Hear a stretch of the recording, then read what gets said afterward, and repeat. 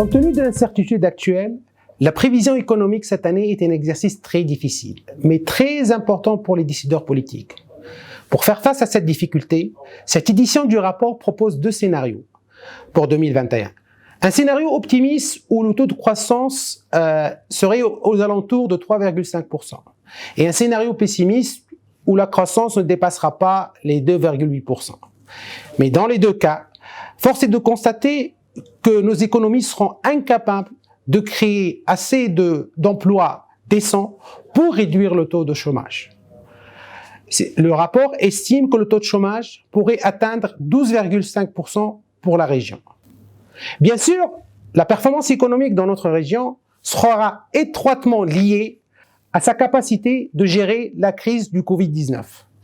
Une crise qui a d'ailleurs affecté nos économies en 2021, puisqu'elle a créé une récession économique qu'on a estimée autour de 3%.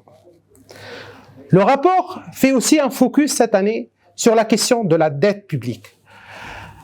Notre région a vu son taux d'endettement doubler pendant les 10 dernières années.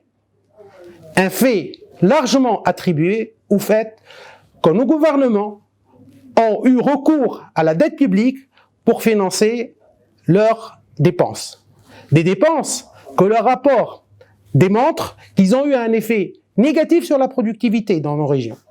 C'est pourquoi nous estimons que si rien n'est fait, si aucune réforme fiscale ou de gouvernance n'est mise en place, la région pourrait se diriger vers une crise de la dette qui pourrait encore plus générer une crise économique et sociale.